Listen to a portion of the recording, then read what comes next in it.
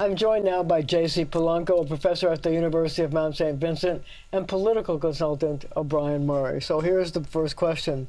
What was his best moment, if he had one?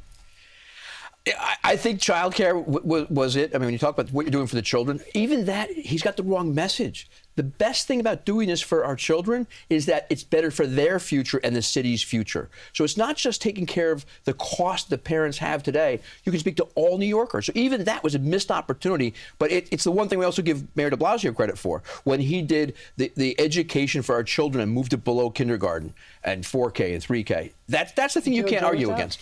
Look, he made a lot of promises, and they're going to be very hard to fulfill. So we're going to look at what has he done so far, and you got to give him credit. This pilot program, only 2,000 families, though, are going to have the opportunity to have free daycare, but there's no such thing as free. The money has to come from somewhere else. Another thing he promised— In your pockets? In my pockets and the pockets of the viewers. I'm very concerned about those high earners that are going to get their daycare paid for at our expense, or hardworking families across the city.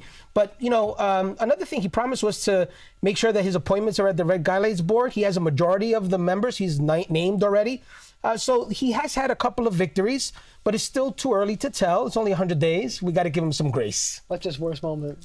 His worst moment, I'm sorry, I got to tell you, I think that his decision on not removing the people from the streets in the midst of a blizzard was a mistake. We lost almost two dozen New Yorkers. I think he should have said that in the interview. And I hope that he recognizes moving forward that can't do that again. And the way that the city reacted to the snow was just dismal. I think it's actually a snowball effect he's getting to right now to talk about the snow. But what he's doing now on the fiscal issues, nothing he has done with anything fiscally right now is good for the city. The governor and this mayor are doing a dance. But as everyone looks at it, it looks like they're doing a dance. But what they're really doing is musical chairs. And what's going to happen when the music stops is New Yorkers will not have a seat. He's going to leave them out and do what he wants to do and not what's best for New Yorkers. See, here's what we have to ask the question. So now we have a situation where the controller of the city of New York has criticized his fiscal policies, and so has the city council and council speaker Julie Menon. Mm-hmm. And then his response when they came out with their own budget proposal was to do a video attacking her. Was that a mistake, since they have to approve the budget? And where do we reach? I mean, he doesn't want to cut the budget, and we have a spending problem, so what's going to happen? Everything about life is, you see with people, the greatest strength can be their greatest weakness. And he keeps on going to his strength of the videos and not out with the people. He goes out with the people and does what he can with the videos. With the people, but he does it for video purposes. He's doing it all based upon a social media. That what he should be doing is hunkering down in City Hall, cutting the budget, working with the city council, working with the speaker, and not being on the street with the videos. Talk to the people, but get back to your desk. What do you feel about the budget battle? The budget battle is clear. There's a huge learning curve that we have to deal with here. We have to give him some grace. At this time last year, he's an assemblyman out in Western Queens with a staff of 3 and a budget of a couple $100,000 for office rent. We're looking at someone who didn't have the managerial experience, and we're seeing it firsthand. We have a front row seat. So he's going to have these battles with the city council when he realizes that what you promise is not the same as reality. There's going to be finances that are not going to be there for your plans, and the city council has enormous power. But he says he doesn't want to cut. No, but he has to. The truth is that if he keeps talking about increasing taxes, those that can pay for the taxes, which top 2% of our city pays the overwhelming majority of the collected income taxes, will leave. And the rest of us, as he's warned us, are going to be stuck with an increase in our property taxes, which we have wholly rejected. He's going to have to learn how to navigate the bureaucracy now that he's made. He has nobody to lead economic development in the city either. Either he's offering and people don't want it, or what was his transition team doing? They should have been able to find somebody from day one, maybe day 30. After day 100, you have no one to lead economic development in New York City, and you want to raise taxes, and people are leaving the city in droves? Where's the spigot? How are you going to shut the spigot off when you can't grow the economy and it's going to cost New Yorkers more because you're raising the budget and you can't keep on taxing people? The good news is that there's time. The mayor has time to moderate on a lot of those issues and go from college activist, student activist, class president, campaigner to being the executive of New York City and moderate on a lot of these things. But what happens when the legislature doesn't give him a tax on millionaires, and he obviously is in a position where it would be really politically stupid to raise property taxes because so many people say they're going to be hurt by it. What does he do? He'll come on this program, he'll look at you and say, I tried. And that's what his base wants to see. The base wants to see the mayor try. And if he gets rejected at Albany, at least his supporters will know that he went all out and made an effort. The governor's going to get blamed for anything he doesn't get at this point. The longer she waits, the longer they put off the budget, the more people may get lulled to sleep, and they can blame other people in the legislature. They wouldn't give me what I needed for my budget. I had to work with the legislature, and then the legislators get the victory. She gets some of the blame. He doesn't get what he needs. They wait it out until next year when she's not up for re-election. So basically what you're saying is you think that the governor's going to raise taxes next year when she's not running for Absolutely. re-election? I don't think so. There's no way she won't do it. She won't do it. She won't raise taxes because how do you say I'm the affordability governor or the affordability mayor if you're raising taxes all the time? You can't, because New York is overtaxed, and we're losing people, we're losing companies. We have to keep our tax base here. You can't raise taxes. The mayor has to realize this, and this is important. Half of New York, almost half of New York voted against you. Look at the numbers. So you got to focus on uniting the city. You have the business community warning you about some of these policies. Listen to them and rise to the level. Come up, man. You can do it. And all you have to do is listen to the folks that are paying the bills. The city council and the state legislature have the same problem, a spending problem. And what they're trying to do is tax the other people that aren't the voters. They keep on floating ideas for taxes. There are taxes we haven't even heard discussed yet that will maybe in this budget at this point on the state level, the city level, or when they get to next year. How about the old-fashioned way of cutting spending so that you can afford your budget? Well, that's what all New Yorkers do at home. Yeah. That's what everybody does in their own budgets. But the mayor says he doesn't want to cut because he would have to cut positions and he would have to cut services. The mayor doesn't want to cut because he wants to spend. He will never cut this budget. He will not limit the growth of the city budget, and he will limit the growth of the city fiscally and its opportunities by his plans. The only person here that can bring some rational sense, well, there's two, and that's the speaker and our controller. They have to sit with the mayor and say, I understand this is what you promised, but we can't afford that, and you can't do it. Now, that's the only buffer we have to what could be a renegade mayor who is going to overspend us and put us in a position where property taxes across the city. Jamie Dimon, a Democrat who is a leader of one of the greatest companies in this country, has more employees. They're headquartered in New York. They have more employees in Texas than they do in New York. What does that say about the opportunities to grow New York, to grow the jobs, great paying jobs here with chance of advancement, and they're not doing it, and that's what this mayor's bringing us. How do you feel about his relationship with the NYPD? Horrific. It's an F. I would give it an F. Not even incomplete. We'll see. Look, he's talking about cutting the SRG, which would be a problem. He's still talking about cutting parts of the gang database that we keep in track to make sure that we're safe here in New York City. That's a problem. We're going to know this summer, because in the summer in New York City, we're going to see an uptick in crime. And I want the viewers to do this. Stop looking at overall city data. I don't want to hear how crime is happening on 57th and 5th. I want to know where crime is happening across the city, and look at those pockets in the Bronx and Queens and tell me if there have been upticks. That's what's bad. That's what matters. Look, we have about a minute left. I want you to know, what grade would you give him for his first 100 days?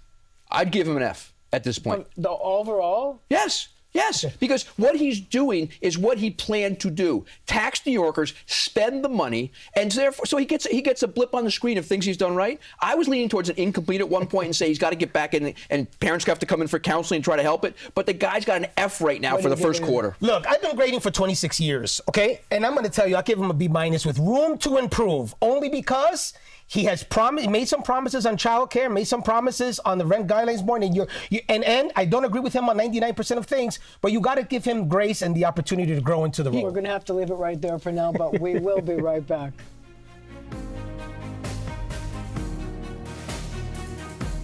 We are back with O'Brien Murray and J.C. Polanco. So you gave him an F and you gave him a B-.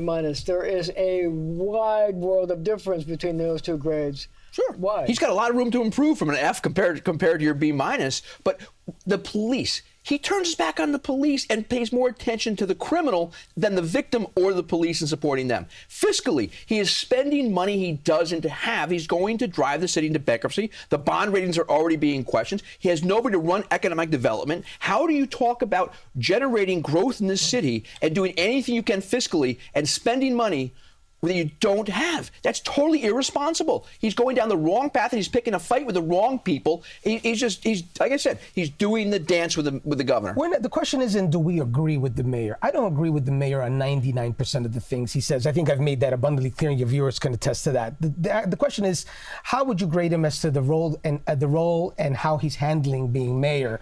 And I am comparing him to some of the things that he's promised. Look, the mayor is more accessible to the press. He's less combative with the press. The press knows it. They like it. He's able to use that relationship to his advantage. Well, I would disagree with you about being that accessible, because he does his event and then he takes 2 or 3 questions on off topic and then he leaves. No, but as opposed to not showing up at all, which is what I heard complaints from the prior administration. And then you had a mayor before him who would show up to work at 11 a.m. So he does go to work, and he at least gives that appearance. So he shows up. No, but you must give credit to your class for attendance. I do not grade based on my opinion of what a student wrote.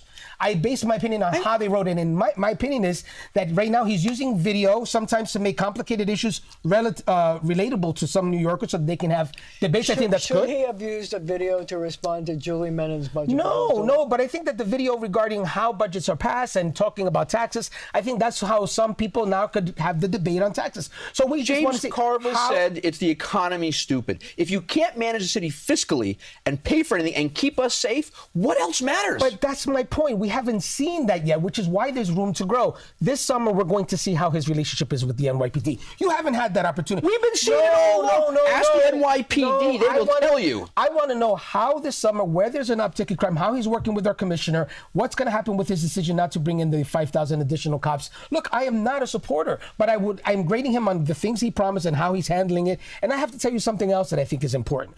He's developing relationships with the press that I think is in his benefit so that he can get his story out and not have the press attacking him all the time.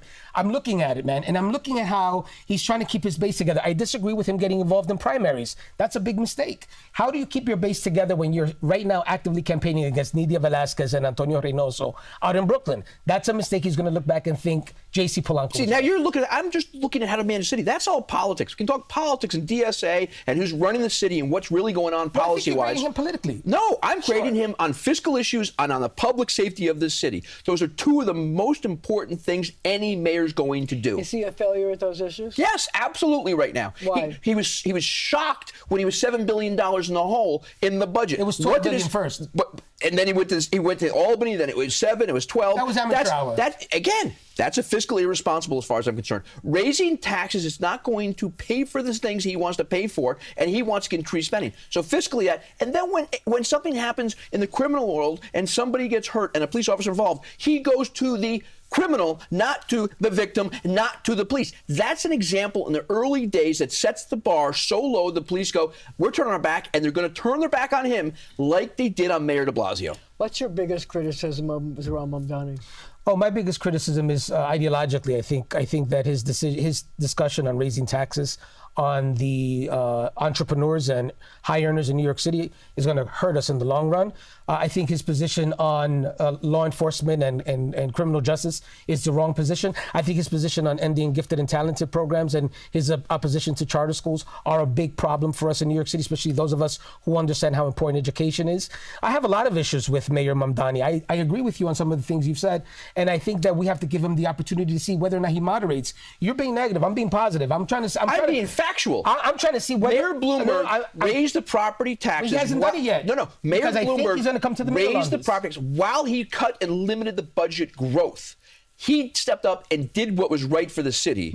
This mayor is not doing that at all. Another objection that I have and a big problem is that, look, half of the city voted against you. On your meteoric raise to be mayor of New York City when you were just an assemblyman a couple of months ago, you offended a lot of Jewish New Yorkers. And I saw it. And you still, to this day, are still inviting some of these people over to Gracie Mansion. And you have yet to condemn globalizing the Intifada. I speak to Jewish New Yorkers who are offended at that. I think it's time for him to just really deal with that head on, as opposed to having friendly Jewish people around. They're not just offended, they're scared. And that's a big issue. That's a big problem. And I know that they're concerned, and he should really recognize that, because all I hear about is Islamophobia, and I hate Islamophobia because I see it, and I'm offended when I see it. But there is some real anti-Semitism anti-Semitism and is the largest hate crime in the country right now, he has to really talk about it. And it's been growing. It's been growing. Are you saying he hasn't done enough? He hasn't done enough. He keeps having these events with Jewish New Yorkers that are just his supporters. That doesn't do you any good. You have to sit down with folks that you've offended with your position and not wanting to condemn globalizing. He won't even sign the bill that City Council passed that could override the veto that keeps the buffer zone, that keeps people safe at their house of worship. I think he has to come back to the middle on these issues. I think he has to hear me out. I hear you, Mayor. You got to listen to me on this. You got to moderate in order to be successful. You cannot govern like you campaigned. It's never going to work. So how do you feel about whether he can actually make peace with the NYPD?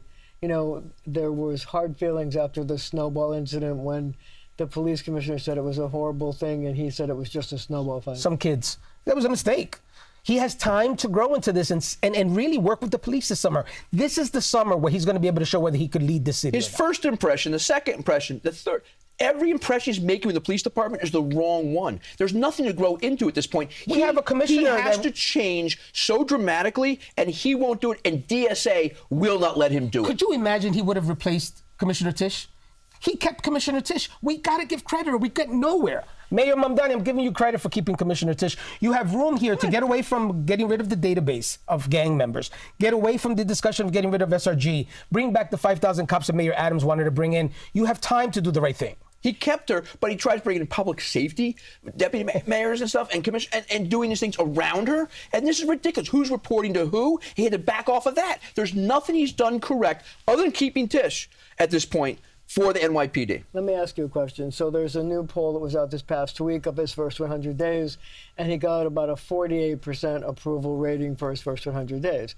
But in comparison, Eric Adams, in his first 100 days, got a 61% approval rating. What do you make of that? I'm not surprised. You have to remember, Marcia, about half of the city voted against Mayor Mamdani. There are a whole host of reasons why they did. The fact that half of New York thinks that New York is not heading in the right direction should be surprising to no one. Remember that Mayor Adams won with almost 70% of the vote. So there's a big difference with how Mayor Adams won his election and how Mayor Mamdani won. Because of that, he has to come to the middle. He has to bring New Yorkers together. But he hasn't. But he has time, is what I'm saying. And it's early. It's only 100 days. I'm telling you, give him to the summer and then let's reassess. He is cementing himself in the wrong path at this point. He's lock and loaded. He can't go anywhere else. Right down that path, and it's going to hurt him going forward. Once you, it's like averaging everything else out. Once you get to a certain point and you do one more thing, you're so far in the hole in the grades, you can't get back up there. So play this out for me. What are the next 100 days going to look like? The budget at this point. That's going to be the biggest question going forward. You have the state budget, and what are they going to give the city for any kind of funds or any kind of approvals that this mayor needs for his budget at the end of June? That's the most important thing. The next 100 days, as you heard, he's going to be all about, the World Cup and soccer is going to be at the top of the agenda. But I think politically, he's put himself on the line with some of these endorsements. He should have never gotten involved in these primaries. He may have some egg on his face come June with some of his endorsements. And I also think that he's going to moderate. He's going to realize that the 9.5% with property owners in New York City, that's not going to happen. And he's going to be able to tell his supporters, look, I tried, it didn't work. And he's going to moderate on a lot of these issues. He's going to cut the budget? I think that he will have no other option. Cut spending. He's going to have no other option. This just the money is not there. The speaker and the controller are going to make it clear they're not going to go into the rainy day fund for anything. So he's going to have to be the adult in the room now. He has to grow fast into his role. This budget will grow at a higher percentage than Eric Adams' first budget, unequivocally. That's what I see happening. Yeah, but do you think that he, in the end, doesn't raise taxes and he does cut spending? No, he's going to increase spending and he's going to raise taxes. He's going to find any way he can do it, working with the governor. And if he doesn't get what he needs from the governor, he's going to use that as an excuse to say what he's got to do to New Yorkers. Yeah, but people are so upset about raising property taxes, especially in minority communities where there are homeowners, especially small businesses, things like that. Well, look what he's trying to do to the estate tax. He wants to destroy any wealth built up in any communities, whether it be a minority community or a white community. I will tell you this, I worked against the estate tax 20 years ago in Washington, D.C. It is an aspirational tax in any community, whether it's buying their real estate, whether it's buying their farms upstate, whether it's buying a house and it grows in value in New York City like it does, and you want to pass it on to your kids when you're paying off your mortgage over 30 years. He's trying to take the belief of growth and opportunity from all New Yorkers in one full swoop. I think that these are all proposals that he knows are pie in the sky, that keep his base happy because they'll see that he tried to get it done. But these are impossible. These things are not going to happen. He'll be able to say, I tried, it didn't happen. It's not going to happen. That's why I'm saying we've heard of these taxes he's putting out, and they're not going to happen. There are taxes that will happen, and you'll raise the taxes or create new ones that we haven't heard about because, oh, this got shot down, this got shot down, this got shot down, and that's going to be his path and his argument for why he's going to increase taxes in other areas. If you are a mayor who won barely half of New York City and you're planning to actually execute the things that Obi just mentioned, he's talked about at the beginning of his administration, you're going to be a one-term mayor. I don't care how good you are on social media, how much you smile, how much the press likes you, how much your rapid response team, anytime something bad happens to you, you will lose if you think you're going to get away with raising property taxes. And if you think about raising the corporate tax to New Jersey, you fail to realize how many other taxes these corporations are paying. They're going to go to Texas, they're going to go to Florida, where there's no state income tax. And I'm telling you that's what's going to happen. So I don't see that happening. I think his advisors... They can go to Connecticut. They can go to New Jersey. Go anywhere else. They can just stay here, and their employees can stay around the area and leave New York. He'll be a one-term mayor. But wait, we didn't mention one more thing. Did you ever think he was going to have a good relationship with President Trump? I never saw that happening. Did you? Did you? So remember, he did it before he got elected. I think he did it before he got elected. We got no. This was not Minneapolis. There was no ICE in New York City. The President Trump likes him. He's kept out completely of attacking New York City. Kudos on that. Yes. Kudos, I give him kudos, but at the same time, it's not a tremendous surprise because of the way the two of each other play each other up and what they did, and you saw how it came together. So let's end with this. I would like each of you to assess Mayor Mamdani's first 100 days. You can go first. It's a failure.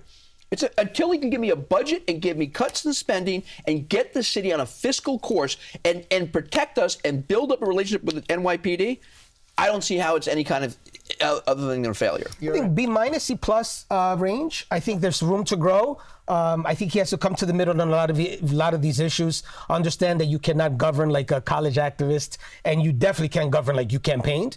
And bring the city together. You have room to grow. Let's be positive and give him a shot. But he's governing exactly how he campaigned as a media influencer. You're coaching him. I'm grading him. No, I'm giving him some room to grow because I really love this city. I live here, and I want to make sure that it doesn't go to ruins. Really, what you're saying is it's incomplete. That could be B minus because there's all these uncertainties. It's a B minus, C plus with room to grow. It's an incomplete then. All right, guys. Thank you for joining me. Thank you. And thank you at home for joining us as well.